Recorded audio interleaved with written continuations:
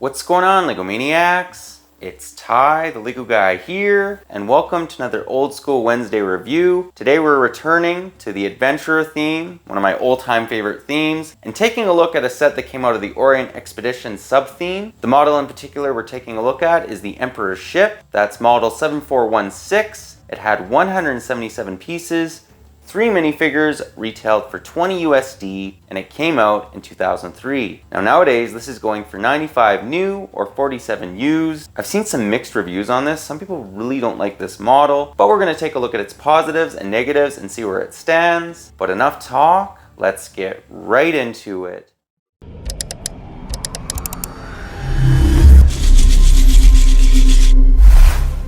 And to begin, we'll start by giving you guys a 360 view of the Emperor's Ship. Absolutely love this cloth sail with the dragon. Looks really good.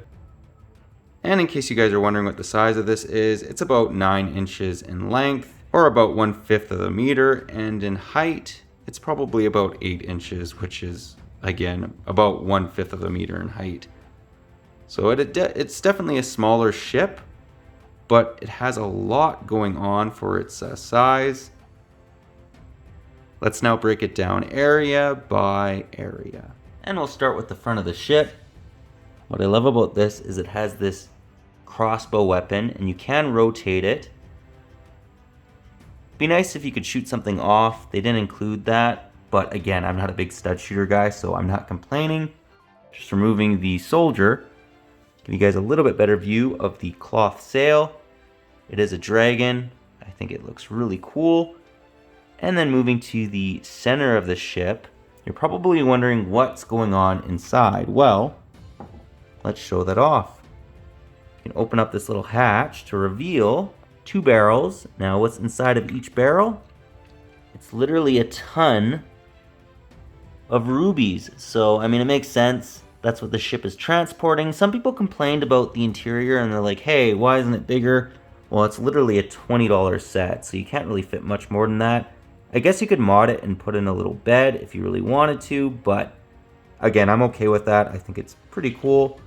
Moving to the back of the ship, we have a little rudder right here, which I thought was quite realistic, and a couple lamps on either side, along with a musket and some paddles. The paddles are probably unnecessary, but it is kind of cool. It's just, how does that work?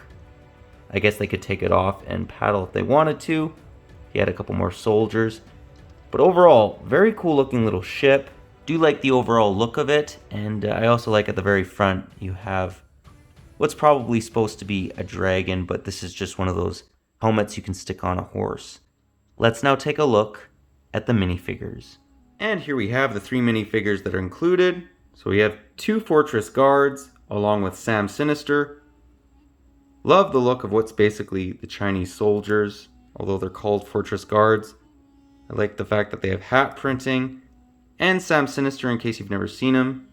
Pretty cool looking character. He has a top hat, a monocle, a scar, a hook. None of these guys have any leg printing, but they do have nice torso printing. I like the fact that they have blades on their torsos. And giving you guys a view of their back, face printing, back, torso printing, you'll notice they have none of that. That really didn't exist too much in 2003, although these minifigures are definitely pretty good for their age. They also have pupils, which is interesting. It was one of the first years to ever incorporate that. These minifigures are some of my favorites just because they are basic enough to still have that classic look, but they're detailed enough to not just have, happy faces, which personally I find kind of boring. Let's now get into the end of the review and get my final thoughts. Well guys, that was my review. Do hope you enjoyed it. Personally, in my books, this set encompasses everything the adventure theme is all about. You get an old school looking Chinese ship. I think it's supposed to be like a miniature junk ship. You get a couple Chinese soldiers, Sam Sinister, so it is a bad guy boat. It could be bigger. That's one of the biggest complaints I've seen about this model, at least online. People don't like the size of it. But again, LEGO's trying to make something accessible to a lot of different people, and I think for a ship this size, it's not bad. Of course, if it was more like the Ninjago Destiny's Bounty. That would probably please those LEGO, people that had problems with this ship because of its size. But again, that's a $200 set, right? This was only 20 bucks, and I think it was great for that. I think it's very detailed for what it is. I love the cloth sail. I think the minifigures are good too. Some people were wanting this model to include the Emperor that's found in the Dragon Fortress. They didn't do that. That would have been nice. I'm not gonna, lie. It would be better than Sam Sinister. But again, I'm not against that. Very small complaints. I think overall this is a solid adventure model. And if you can get it for a good deal, I'd say go out and buy it. But that pretty well does the review. As always, guys, let me know what your personal thoughts are on this one. If you like it, if you don't. Any areas you think they could maybe improve on it. And that pretty well does the video. But if you liked it, leave it a thumbs up. And if you're new to the channel, definitely consider subscribing. And click that bell so you're notified for any future old school sets, adventure sets. We do 2 of them every month, and it's one of my all-time favorite series. But that's all I got for you again. But thanks again for watching, and I'll catch you on the next one.